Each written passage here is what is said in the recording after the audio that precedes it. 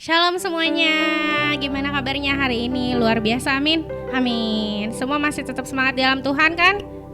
Meskipun kita masih ibadah online hari ini, tapi aku percaya kalau kita semua masih tetap punya semangat yang berapi-api di dalam Tuhan.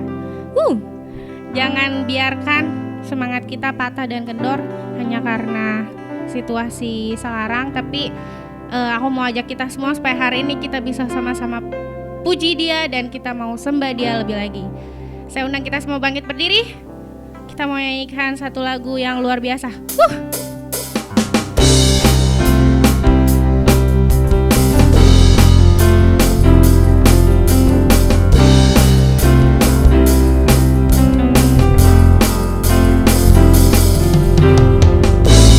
Firman terangi jalanku, perisai iman di setiap waktu,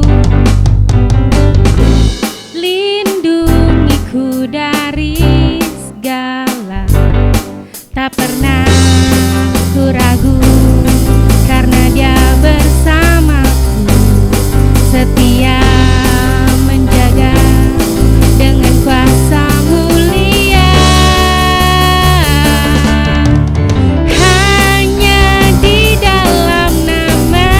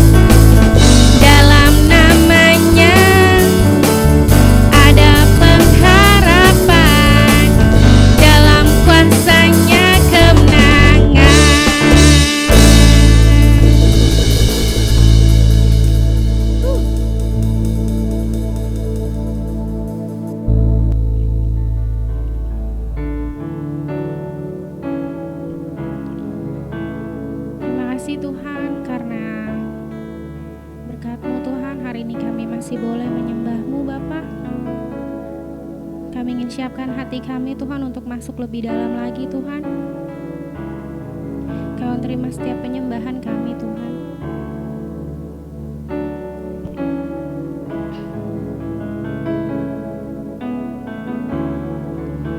Kekuatan di jiwaku, ketenangan di batinku, ada dalam hadirat-Mu, ku menyembah-Mu.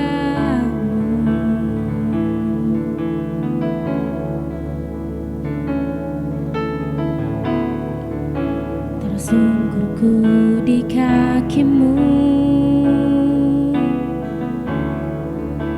rasakan hadirat-Mu.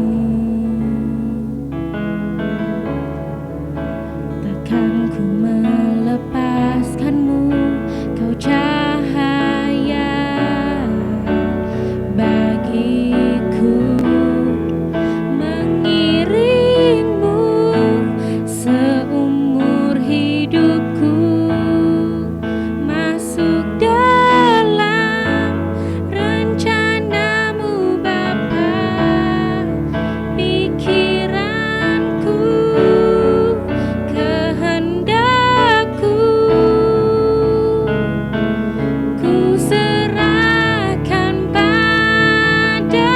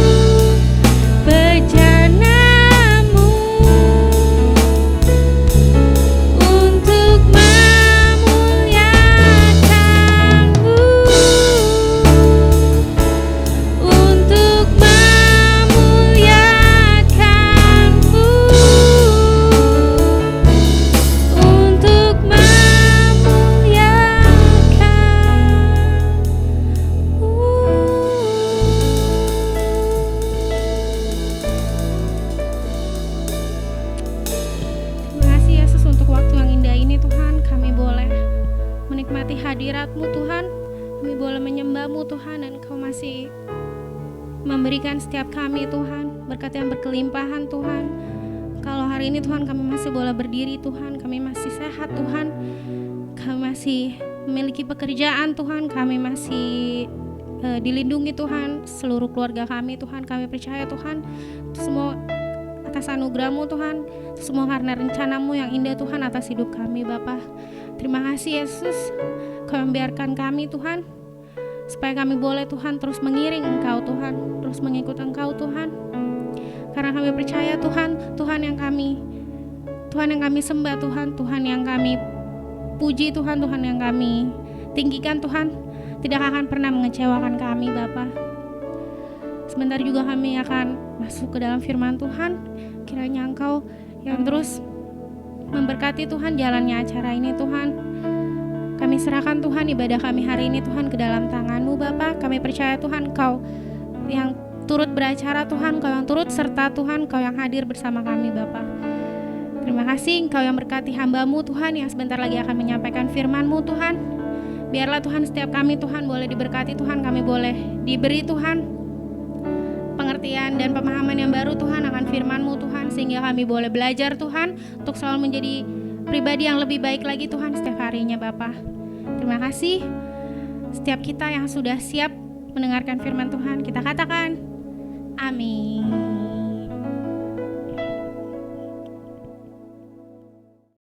Halo saudara semua, Bapak Ibu saudara sekalian, senang sekali berjumpa dengan kalian semua Gereja PCC Jakarta.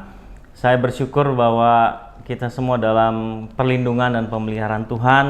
Walaupun perjumpaan kita hanya lewat kebaktian online, tapi saya bersyukur kita semua tetap dekat di dalam kasih-Nya Tuhan. Amin. Dan saya bersyukur bahwa saya boleh diberikan kesempatan untuk sharing atau membagikan firman Tuhan kepada Bapak Ibu Saudara sekalian, dan saya mau berterima kasih atas kepercayaannya kepada sahabat saya Pastor Peter beserta istri dan juga kepada seluruh tim penggembalaan. Saya berdoa buat kita semua biar kita semua diberkati Tuhan hari ini. Dan sesuai dengan tema bulanan yang diberikan kepada saya yang sudah berjalan di bulan ini bagi gereja saudara semua, yaitu berbicara tentang pengorbanan. Saya akan mengajak kita semua belajar tentang bagaimana kita melakukan pengorbanan kecil di tengah kehidupan kita sehari-hari. Dan sebelumnya izinkan saya mengajak kita semua berdoa bersama-sama sebelum kita memulai firman Tuhan hari ini. Bapa di surga, kami bersyukur Tuhan bahwa kami boleh berkumpul bersama-sama di tengah-tengah kebaktian online pada hari ini. Tuhan, Kau memberkati setiap jemaat Tuhan yang ada di PCC Jakarta. Terima kasih Tuhan karena pemeliharaan Tuhan terus nyata dalam kehidupan setiap kami. Apapun yang boleh terjadi dalam kehidupan kami percaya kemenangan Tuhan terus ada bersama dengan kami. Berbicara Tuhan bagi setiap kami di dalam nama Yesus. Amin. Hari ini kita akan belajar pelajaran yang kita bisa ambil yang saya beri judul yaitu pelajaran dari si lumpuh atau lesson from the crippled. Kita akan mulai dengan saya membacakan satu perikop cerita firman Tuhan yang juga cukup dikenal dari Kisah Rasul 3 ayat 1 sampai 10. Saya akan bacakan bagi Bapak Ibu Saudara sekalian Kisah Rasul 3 ayat 1 sampai 10. Pada suatu hari menjelang waktu sembayang, yaitu pukul 3 petang, naiklah Petrus dan Yohanes ke bait Allah. Di situ ada seorang laki-laki yang lumpuh sejak lahirnya sehingga ia harus diusung. Tiap-tiap hari orang itu diletakkan dekat pintu gerbang bait Allah yang bernama Gerbang Indah untuk meminta sedekah kepada orang yang masuk ke dalam bait Allah. Ketika orang itu melihat bahwa Petrus dan Yohanes hendak masuk bait Allah, ia meminta sedekah. Mereka menatap dia dan Petrus berkata, "Lihatlah kepada kami." Lalu orang itu menatap mereka dengan harapan akan mendapat sesuatu dari mereka. Tetapi Petrus berkata, "Emas dan perak tidak ada padaku, tetapi apa yang kupunyai kuberikan kepadamu. Demi nama Yesus Kristus orang Nazaret itu berjalanlah." Lalu ia memegang tangan kanan orang itu dan membantu dia berdiri. Seketika itu juga kuatlah kaki dan mata kaki orang itu. Ia melonjak berdiri lalu berjalan kian kemari dan mengikuti mereka ke dalam bait Allah. Berjalan dan melompat-lompat serta memuji Allah. Seluruh rakyat itu melihat dia berjalan sambil memuji Allah. Lalu mereka mengenal dia sebagai orang yang biasanya duduk meminta.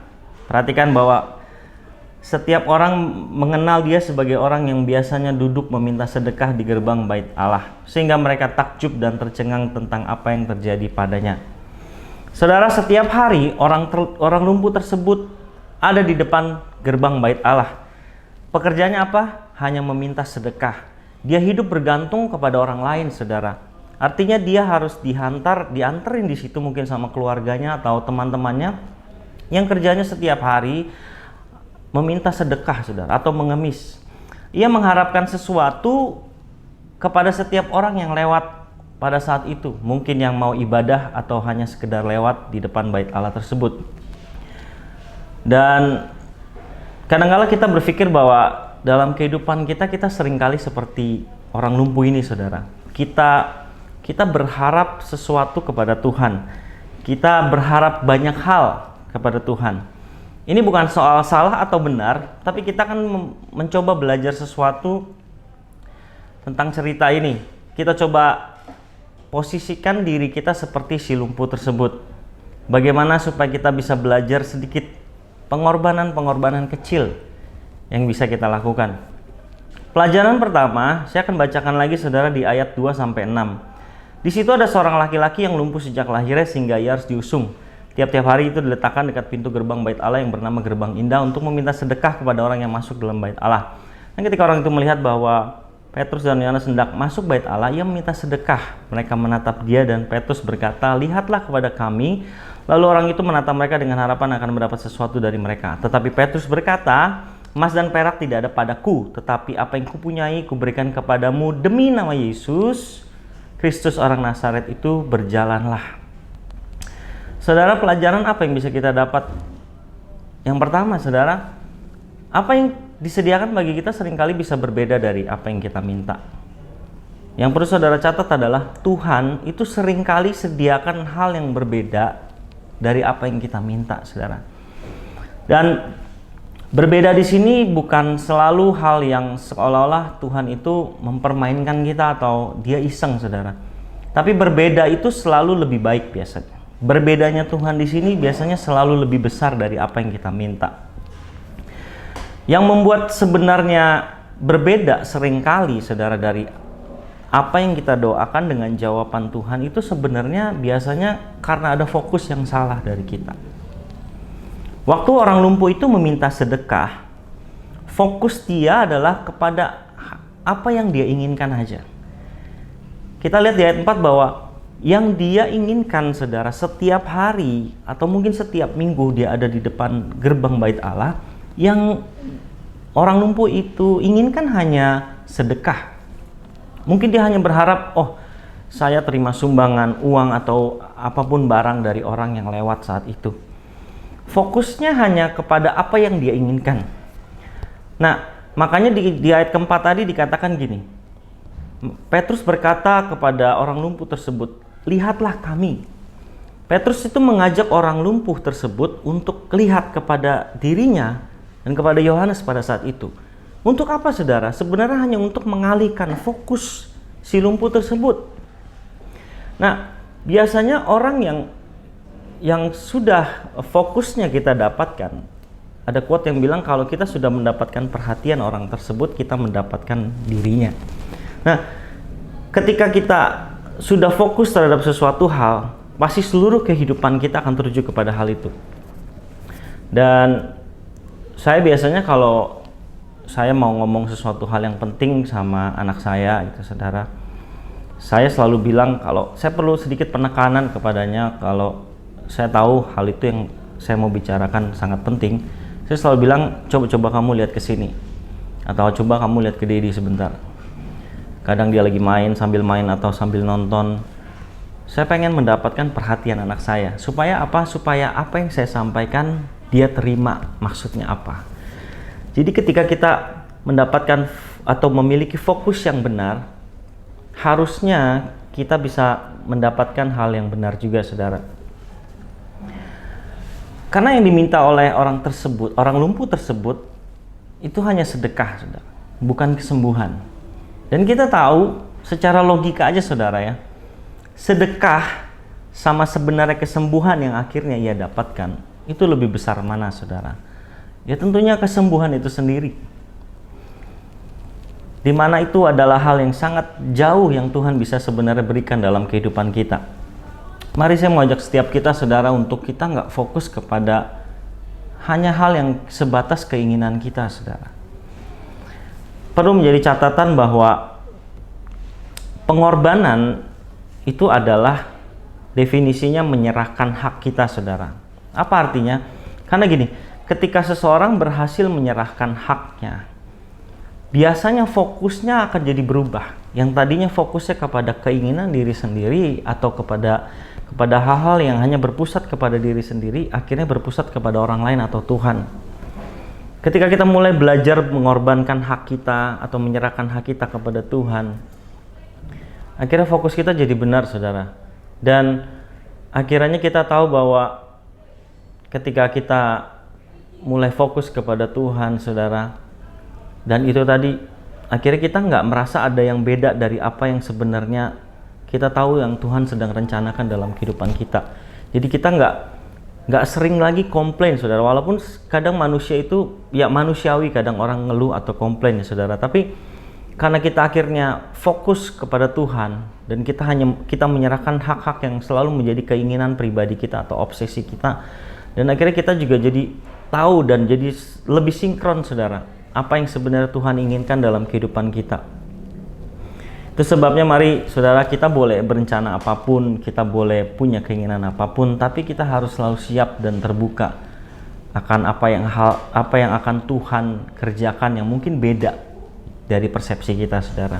Dan pelajaran yang kedua yang kita bisa pelajari dari orang lumpuh tersebut, saudara, yaitu setiap mujizat yang kita butuhkan itu juga membutuhkan perubahan dalam diri kita. Setiap mujizat yang kita butuhkan itu juga membutuhkan perubahan di dalam diri kita. Dan perubahan yang terus-menerus kita lakukan itu membuat mujizat tetap tinggal. Kita tahu bahwa bahkan sampai detik ini, saudara, kisah orang lumpuh di depan gerbang indah Bait Allah ini nggak pernah usang, saudara. Makanya sampai detik ini aja kita masih pelajari, masih kita jadikan ini sebuah story, pelajaran, atau cerita Alkitab yang terus disampaikan. Padahal kita tahu bahwa orang lumpuh tersebut sejak saat itu kejadian aja dia udah nggak lumpuh lagi, saudara. Betul ya? Ya, kalau ibaratnya gini, saudara, si lumpuh itu mungkin setelah dia sembuh aja ya, saudara, dia langsung jadi jemaat ke gereja, dia saat itu hadir ke gereja. Ya, orang pasti ketika ketemu dia pasti bilang, ini kan si lumpuh itu ya yang selalu minta-minta atau ngemis di depan gereja, yang nggak bisa jalan itu. Ya biasanya ibu-ibu gosip ya, saudara, ya walaupun ibu-ibu gosip nggak ada di PCC Jakarta, tapi biasanya kayak gitu, saudara. Kalau orang itu sering mengenal atau orang itu sering mengecap kita, mengenal kita, melabel kita itu dari masa lalu kita, saudara. Ya, contoh di Alkitab, orang bilang Yesus apa? Itu kan Yesus yang dulu anak tukang kayu. Atau itu kan Petrus yang dulu nyangkal Yesus. Atau si Thomas itu kan yang dia ragu, nggak percayakan kebangkitan Yesus. Atau dia itu kan yang dulu suka nyolong. Dia itu kan yang dulu suka nipu. Atau apapun, saudara. Dia itu mungkin, dia itu kan yang suaminya selingkuh ya. Atau bahkan juga kita sering dengar, oh dia itu kan yang dulunya gendut ya, kok sekarang bisa kurus kayak gitu. Gosip banget, saudara. Tapi itu memang fakta yang sering terjadi dalam kehidupan kita, bahwa orang itu mengenal kita itu dari masa lalu kita. Itu sebabnya, saudara, untuk kita membiarkan mujizat tetap tinggal dalam kehidupan kita, itu memang penuh pengorbanan, saudara. Memang ada hal-hal yang harus kita terima, Walaupun itu masa lalu kita sudah menerima mujizat, kita sudah memiliki kehidupan yang baru yang nggak sama lagi seperti dulu. Kenapa saudara? Karena memang ada tanggung jawab yang harus kita pikul setelah kita menerima mujizat. Karena perubahan yang kita alami saudara pada saat kita menerima mujizat, perubahan itu bukan satu event atau hanya satu tujuan sekali saja, tapi perubahan ini adalah sebuah proses yang terus-menerus harus kita lakukan. Perubahan itu nggak hanya sekedar sekali pencapaian dan kelar gitu saudara. Sama halnya seperti yang seringkali terjadi saudara, saya ambil contoh ketika saya saudara, kalau saya ini terbilang sebenarnya bisa dibilang overweight. Ya kadar fat saya mungkin tinggi atau ya sebenarnya nggak ideal lah. Nah kadang-kadang kita yang mungkin dalam kondisi seperti ini pengen sekali diet saudara, pengen sekali punya gaya hidup yang lebih sehat.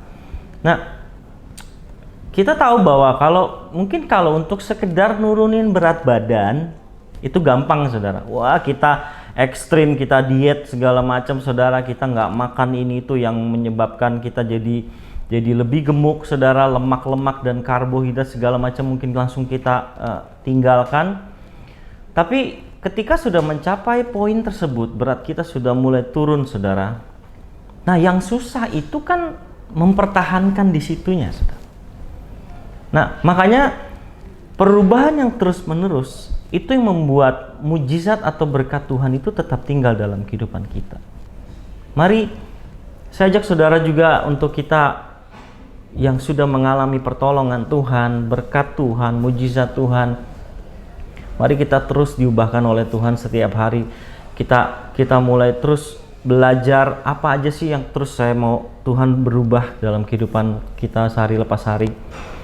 Dalam Yohanes 5:14 bilang gini, kemudian Yesus bertemu dengan si lumpuh tadi di dalam bait Allah. Ceritanya udah ke gereja saudara.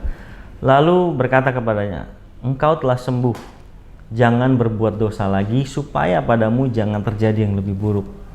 Mari saudara kita hasilkan perubahan yang permanen dalam kehidupan kita supaya mujizat terus tetap tinggal walaupun banyak pengorbanan yang harus kita hadapi saudara. Sudah 2 pelajaran yang kita pelajari saudara, dan pelajaran yang ketiga yang kita bisa pelajari saudara, dan kita melompat kepada cerita yang lain, sama-sama kisah tentang orang yang lumpuh saudara, dari Yohanes 5 ayat 1 sampai 9. Sekali lagi saya akan bacakan dengan cepat. Yohanes 5 ayat 1 sampai 9. Sesudah itu ada hari raya orang Yahudi dan Yesus berangkat ke Yerusalem. Di Yerusalem dekat pintu gerbang domba ada sebuah kolam yang dalam bahasa Ibrani disebut Bethesda. Ada 5 serambinya dan di serambi-serambi itu berbaring sejumlah besar orang sakit. Ada yang buta, orang timpang, orang lumpuh yang menantikan goncangan air kolam itu. Sebab sewaktu-waktu turut malaikat Tuhan ke kolam itu dan menggoncangkan air itu, barang siapa yang terdahulu masuk ke dalamnya sesudah goncangan air itu menjadi sembuh apapun juga penyakitnya. Di situ ada seorang yang sudah 38 tahun lamanya sakit. Ketika Yesus melihat orang itu berbaring di situ dan karena ia tahu bahwa ia telah lama dalam keadaan itu, berkatalah Yesus kepadanya, maukah engkau sembuh? Jawaban orang sakit itu kepadanya, Tuhan, tidak ada orang yang menurunkan aku ke dalam kolam itu apabila airnya mulai goncang.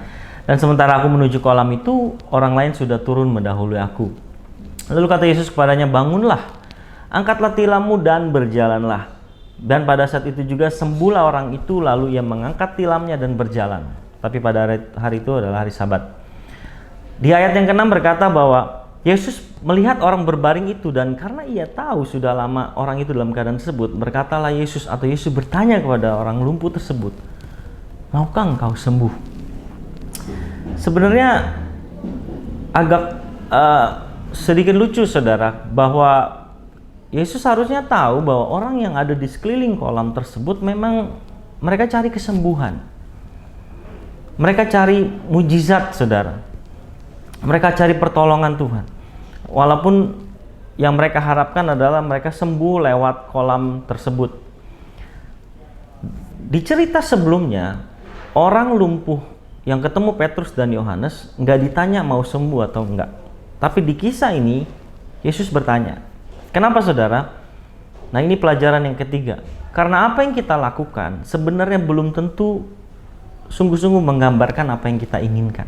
Sekali lagi saya ulangi, apa yang sering kita lakukan itu seringkali nggak menggambarkan apa yang sebenarnya kita inginkan.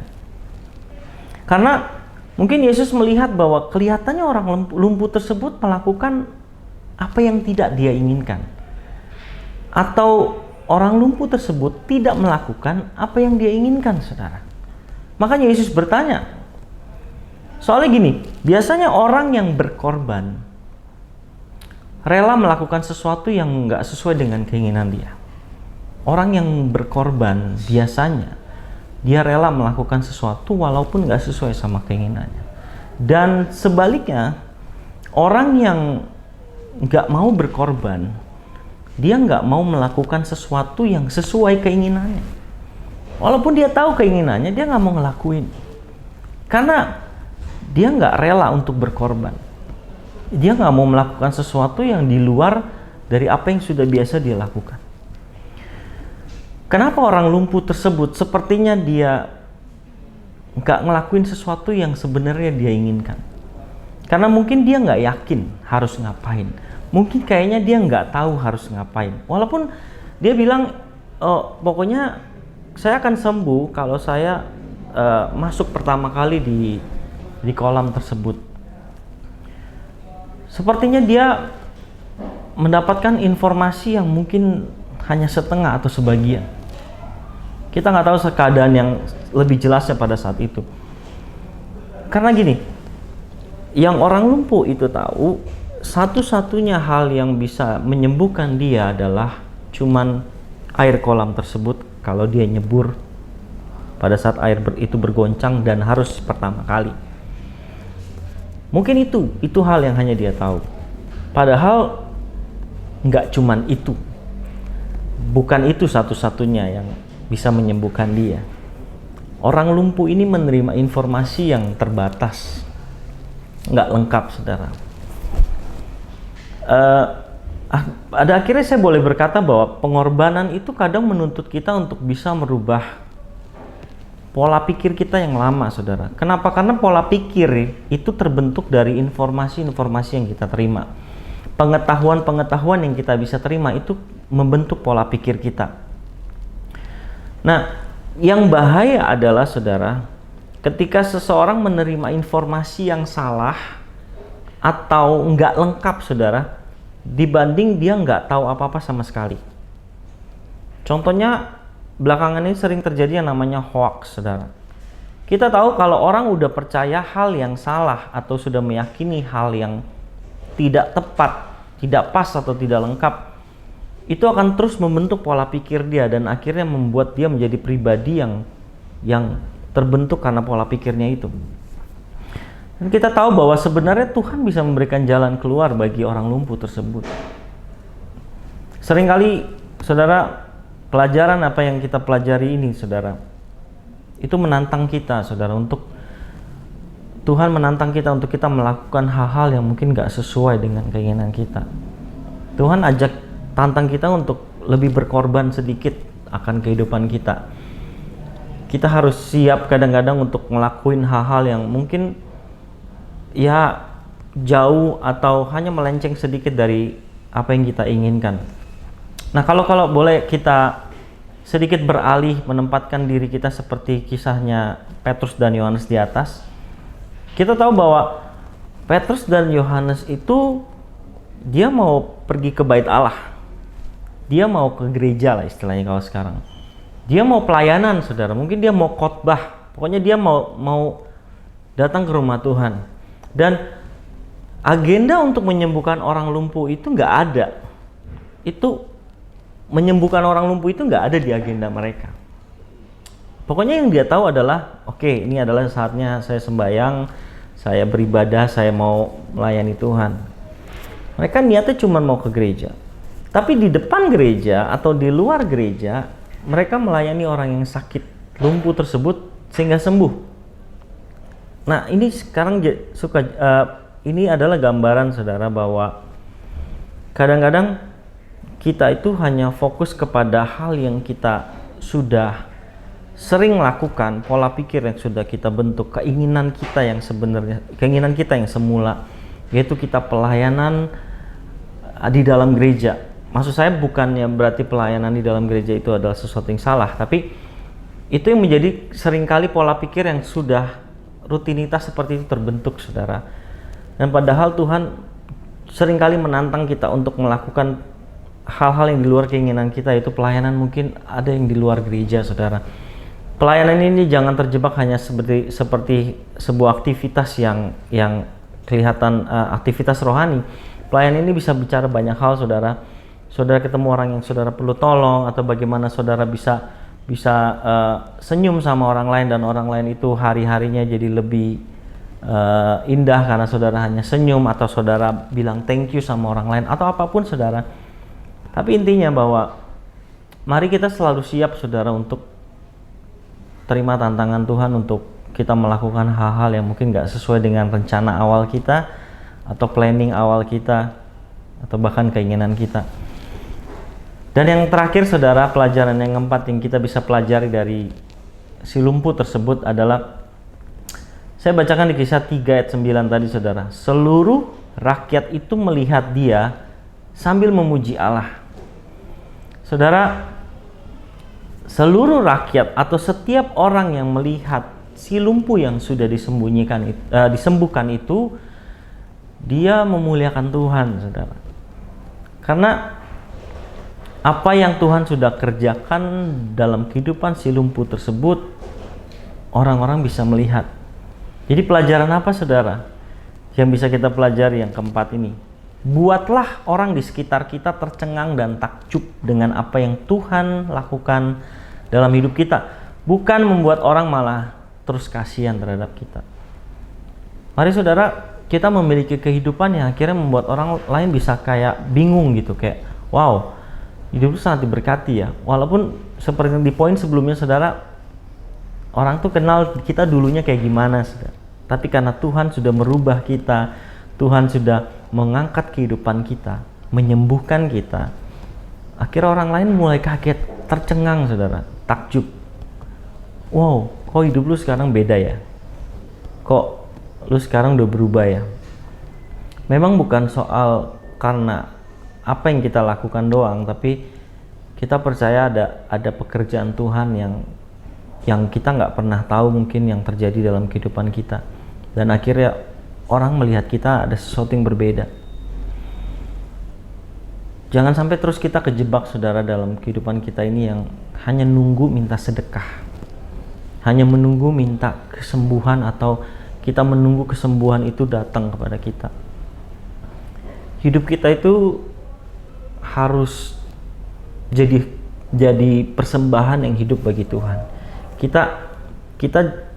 Hidup kita itu membuat orang takjub. Karena apa, saudara? Karena ada pengorbanan yang kita lakukan. Hidup kita jadi korban bagi Tuhan, jadi persembahan yang hidup. Dan akhirnya Tuhan angkat hidup kita, dan orang lain lihat kita takjub, dan dia memuji Tuhan karena hidup kita. Kadang-kadang yang bikin bingung, saudara, ya, orang lain tahu kita itu bisa seringkali self-proclaim kalau kita itu anak Tuhan, kita itu orang percaya, beriman, tapi kok orang lain nggak bisa ngerasain sesuatu yang beda dari kehidupan kita. Nggak ada hal yang sepertinya membuat mereka takjub gitu. Walaupun takjub ini nggak selalu hal yang lebay, saudara, tapi ada hal-hal kecil, ada pengorbanan kecil yang kita lakukan dalam kehidupan kita sehingga Tuhan bisa memberkati kita, dan akhirnya orang lain itu bisa melihat. Karena di dalam Yohanes 5 ayat 1 sampai 2, saudara, ini sangat menarik bahwa dikatakan sesudah itu ada hari raya orang Yahudi dan Yesus berangkat ke Yerusalem. Di Yerusalem dekat pintu gerbang domba ada sebuah kolam yang dalam bahasa Ibrani disebut Bethesda, ada 5 serambinya dan seterusnya. Jadi dikatakan ini di Yerusalem kejadiannya dekat pintu gerbang domba, dan di situ ada sebuah kolam. Kejadiannya di situ, saudara. Tapi yang saya mau garis bawahi adalah pintu gerbang domba ini, saudara. Saya coba cari tahu sebenarnya apa sih pintu gerbang domba ini. Pintu gerbang domba ini dicatat bahwa pintu gerbang inilah pintu yang selalu dilalui domba-domba untuk dijadikan korban penebusan dosa. Jadi sebelum domba-domba itu dijadikan korban untuk bakaran bagi Tuhan atau sembelihan bagi Tuhan di dalam bait Allah, pasti selalu lewatin gerbang ini. Jadi kita itu adalah, kehidupan kita adalah korban bagi Tuhan, korban bakaran, korban wangi-wangian bagi Tuhan. Dan ketika kita dijadikan atau kita mempersembahkan hidup kita sebagai korban bagi Tuhan dan jadi wangi-wangian bagi Tuhan, akhirnya wangi-wangian itu pun bisa dirasakan oleh sesama kita. Hidup kita akhirnya dikenal sama orang memiliki kehidupan yang wangi, saudara. Saya nggak tahu apakah itu menjadi sesuatu yang nggak normal, tapi saya senang kalau saya keluar rumah bisa mandi segala macam, pergi ke kantor atau kemanapun keluar rumah saya pakai minyak wangi, saudara. Awalnya memang saya pakai minyak wangi itu biar istri saya tuh kalau deket saya wangi, saudara. Karena salah satu hal yang saya suka dari istri saya dulu waktu saya mengenal dia wangi, saudara. Kalau deket-deket dia wanginya enak. Nah, kadang kita punya tujuan itu pakai minyak wangi itu untuk menyenangkan pasangan kita, saudara. Ya, tujuan utamanya memang itu. Tapi sebenarnya ketika kita pakai minyak wangi, wangi itu kan bisa kecium sama orang lain di sekeliling kita. Walaupun tujuannya hanya untuk pasangan kita, tapi orang lain bisa ngerasainnya, saudara. Sama halnya dengan bagaimana kita mempersembahkan hidup kita jadi korban wangi-wangian bagi Tuhan. Kita hanya pengen merasakan tujukan kepada Tuhan sebagai wangi-wangian bagi Dia, tapi orang sekeliling kita pun bisa ngerasain kehidupan kita itu membawa wangi-wangian bagi Tuhan, bagi mereka. Nah, dalam Yohanes 12 ayat 3, saudara, mungkin ayat terakhir bagi saya pada hari ini. Yohanes 12 ayat 3 dicatat bahwa maka Maria mengambil setengah kati minyak narwastu murni yang mahal harganya, lalu meminyaki kaki Yesus dan menyekanya dengan rambutnya, dan bau minyak semerbak di seluruh rumah itu. Saudara perhatikan bahwa tujuan utama Maria itu dia membasuh kaki Yesus dengan minyak narwastu yang terkenal, kita tahu mahal harganya. Dan tujuan utama dia adalah memberikan wangi-wangian kepada Yesus. Tapi Alkitab mengatakan bau minyak semerbak itu terjadi di seluruh rumah itu. Tujuannya Yesus, selain Yesusnya juga menerima wangi-wangian dari persembahan atau pengorbanan, kita sebut hal dalam bentuk yang lain, dari Maria, itu membuat Yesus menerima wangi-wangian itu, tapi juga orang lain yang ada di sekeliling itu jadi notice. Oh, Maria sedang mempersembahkan sesuatu bagi Tuhan dan Tuhan disenangkan. Walaupun kita tahu ya kalau dilanjutkan ceritanya ada yang komplain yaitu Yudas, saudara, tapi saudara bisa melihat fokusnya bahwa ketika kita membuat wangi-wangian bagi Tuhan, orang lain bisa ngerasain. Dan selain Maria, saudara, saya juga mengajak saudara fokus kepada botol dari minyak narwastu itu. Ketika saya coba cek, saudara, botol yang dipakai zaman itu, saudara, kebanyakan, saudara, itu botolnya disebut namanya alabaster jar, botol alabaster. Nah, untuk botol itu bisa mengeluarkan minyak wangi, atau supaya minyak wanginya mau dipakai, botol itu harus dipecahin dulu, saudara. Atasnya mesti dipecahin dan baru bisa dituang minyak wangi di dalamnya. Nah, kadang-kadang dalam kehidupan kita tuh harus kayak gitu, saudara. Kita harus seolah-olah sepertinya dihancurkan, dipecahkan, atau menjadi satu korban sehingga wangi-wangian itu keluar dalam diri kita. Dan kita percaya bahwa ketika Tuhan menempatkan atau dia memberikan satu momen di mana kita harus mengalami masalah demi masalah dalam kehidupan kita, sebenarnya tujuannya cuma untuk seolah diri kita tuh menjadi remuk, dibentuk oleh Tuhan. Supaya apa, saudara? Supaya ketika sudah pecah, saudara, Tuhan bisa menuang wangi-wangian itu, saudara. Supaya orang lain juga bisa melihat bahwa kehidupan kita itu memiliki kehidupan yang wangi, dan orang senang dekat dengan kita, saudara. Ya, kadang-kadang saudara jujur aja bahwa kenapa sih ada orang yang gak mau ikut ke gereja atau mereka ilfeel dengan orang percaya gitu ya, saudara. Nah, kadang-kadang ketika kita atau orang itu hidup dengan atau dekat dengan kehidupan orang percaya tersebut, kok malah ngerasa baunya nggak enak gitu, saudara. Mari kita mau belajar bagaimana kita terus memiliki kehidupan yang wangi sehingga kita membuat takjub banyak orang, saudara, dengan apa yang Tuhan sudah kerjakan dalam kehidupan kita. Nah, ada 4 hal, saudara, yang sudah kita pelajari hari ini, yaitu bagaimana yang pertama kita tahu bahwa seringkali apa yang Tuhan lakukan itu atau yang Tuhan sediakan dalam kehidupan kita itu berbeda dari apa yang kita inginkan. Jadi kita nggak usah takut dan kita harus terus terbuka terhadap hal-hal yang berbeda dari apa yang Tuhan inginkan, karena fokus kita sudah dibenerin, saudara. Yang kedua, kita tahu bahwa setiap mujizat itu membutuhkan perubahan, dan perubahan yang terus-menerus itulah yang membuat mujizat itu tetap tinggal dalam diri kita. Buat kita semua, saudara, mari kita jangan sampai kita hanya dikenal orang terus dari masa lalu kita. Orang hanya kenal kita dari hal yang sudah pernah kita lakukan dulu yang jelek, saudara. Tapi mari biar perubahan demi perubahan tersebut yang kita lakukan akhirnya membuat mujizat atau perubahan atau berkat Tuhan terus tetap tinggal, sehingga orang lain juga bisa melihat ada perubahan yang nyata dalam kehidupan kita. Dan pelajaran yang ketiga yang kita pelajari hari ini adalah apa yang kita lakukan belum tentu sungguh-sungguh menggambarkan apa yang kita inginkan. Karena biasanya orang yang berkorban itu, saudara, adalah orang yang rela melakukan sesuatu yang mungkin nggak dia inginkan, saudara.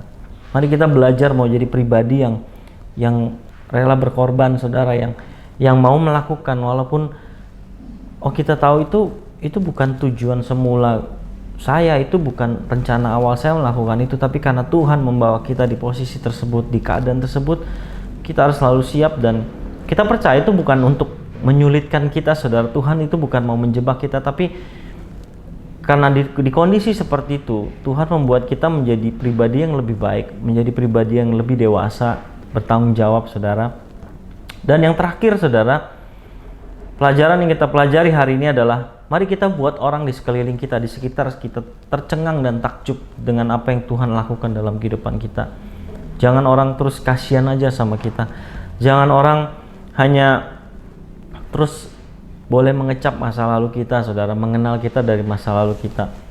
Karena hidup kita itu harus menjadi persembahan yang hidup, menjadi wangi-wangian bagi Tuhan, saudara.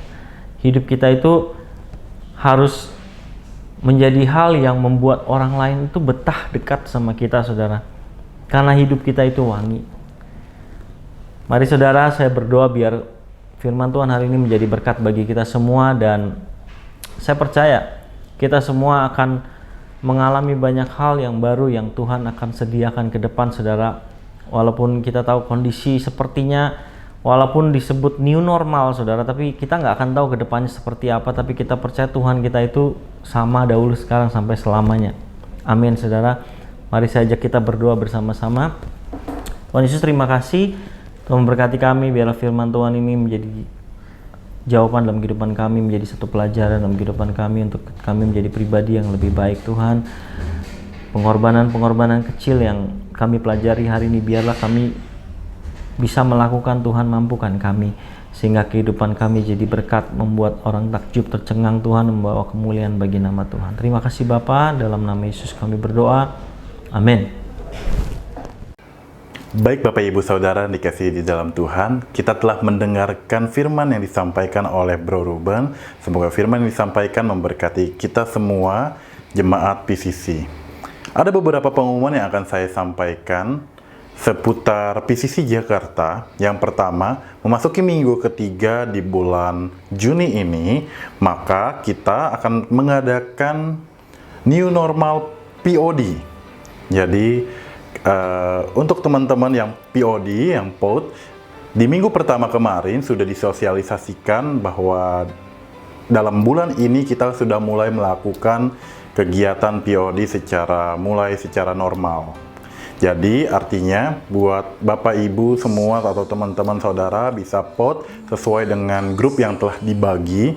Jadi bisa mulai berkumpul sekitar 4-5 orang atau 2-3 kakak. Tentunya dengan mematuhi tetap protokol kesehatan yang dianjurkan oleh pemerintah, yaitu tetap memakai masker, tetap mencuci tangan, dan sebagainya. Kita berharap memasuki era new normal ini, kita semua terus tetap sehat, walaupun kita terus beraktivitas sehari-hari maupun kita beribadah. Lalu yang kedua, untuk persembahan dan perpuluhan, Bapak Ibu bisa mentransfer melalui bank yang sudah ditentukan. Jadi nanti Bapak Ibu Saudara juga bisa melihat warta setelah ibadah selesai. Jadi Bapak Ibu bisa melihat pengumuman-pengumuman selanjutnya di warta tersebut. Itu aja, sekian pengumuman dari saya. Mari Bapak Ibu, saya ajak untuk kita semua bersatu di dalam doa. Tuhan yang baik, terima kasih buat firman yang telah disampaikan oleh Bro Ruben. Kiranya firman ini menjadi kekuatan buat kami, dan biarlah kami terus Tuhan melakukan sesuai dengan apa yang Engkau perintahkan kepada kami. Terus Tuhan, Kau yang memberkati hamba-Mu untuk Bro Ruben Tuhan. Terima kasih buat pribadi yang sudah melayani kami yang begitu luar biasa. Tuhan yang tolong, baik di dalam pekerjaan, apapun yang disusahakannya, baik di dalam keluarganya, semuanya Tuhan boleh buat berhasil Tuhan, dan Tuhan berkati selalu. Kami juga berdoa Tuhan untuk setiap jemaat PCC yang hari ini sudah beribadah online bersama kami. Bila Tuhan Kau yang terus berkati, terutama di dalam kesehatan kami, di dalam pekerjaan yang kami lakukan, di dalam studi kami yang kami kerjakan Tuhan. Bila Tuhan, kami mau serahkan semua kehidupan kami ke dalam tangan-Mu. Dan juga Engkau yang berkati Tuhan, untuk setiap para leader di PCC Jakarta, terutama Engkau yang mau berkati untuk Ko Peter, Ko Irfan Tuhan, beserta para istrinya juga Tuhan. Biar Tuhan dan semua leader tim yang ada di PCC Jakarta, biar kami boleh bersama-sama bergandengan tangan. Biarlah Tuhan, semuanya ini kami lakukan Tuhan, karena kami cintakan Engkau Tuhan, dan untuk memuliakan nama-Mu yang di surga Bapa. Bapa di dalam surga, kami bersyukur Kau juga berkati Tuhan untuk gembala senior kami Tuhan, yaitu Pastor Julius Ahyong Tuhan. Berikan terus Tuhan hikmat kebijaksanaan untuk beliau, agar beliau memimpin pelita community church ini Tuhan. Kau yang berkati terus Tuhan di dalam apapun yang menjadi harapannya Tuhan, menjadi apapun yang dicita-citakannya Tuhan, akan apapun yang diimpikannya Tuhan. Kau yang buat berhasil Tuhan, dan Tuhan yang tolong buat kesehatan untuk Pastor Julius Ahyong beserta istri, beserta anak-anaknya, dan buat para penatua lainnya Tuhan. Kau yang mau berkati. Kami percaya Tuhan, memasuki era new normal ini Tuhan, akan banyak hal-hal yang mungkin berubah Tuhan, nggak seperti biasanya Tuhan. Tapi kami mau terus Tuhan mengikut Engkau, mengiring Engkau Tuhan. Walaupun sekarang zaman boleh berubah Tuhan, tapi kami tetap mempunyai keyakinan yang teguh bersama Engkau Bapa. Terima kasih buat segala kebaikan-Mu Tuhan. Sekali lagi, Kau yang juga mau berkati buat setiap para pelayan-Mu Tuhan yang sudah melayani di ibadah online ini, baik dari worship leader, para pemusik Tuhan, tim media, dan semua orang yang bekerja di balik layar untuk menyiapkan ibadah online ini. Kau yang mau terus Tuhan berkati mereka, berikan kesehatan kepada mereka, Terus Tuhan Kau buat Tuhan, biarlah talenta-talenta mereka juga boleh bertambah Tuhan. Terima kasih buat semuanya Tuhan. Ini doa kami Bapa, dan biarlah Tuhan kami saat ini mau menerima berkat daripada-Mu Bapa. Mari Bapak Ibu Saudara, kita angkat kedua belah tangan kita dan kita siap menerima berkat daripada Tuhan. Tuhanlah yang memberkati engkau dan melindungi engkau. Tuhan yang menyinari wajahnya kepadamu dan memberi engkau damai sejahtera. Tuhanlah yang menghadapkan wajahnya dan memberi engkau kasih karunia. Mulai hari ini, apa saja yang kau berbuat berhasil, kau menjadi kepala dan bukan ekor, engkau akan terus naik dan bukan turun. Terimalah berkat Tuhan ini di dalam nama Tuhan Yesus. Haleluya. Amin. Selamat hari Minggu. Selamat melakukan aktivitas lainnya di hari weekend ini, dan Tuhan Yesus memberkati.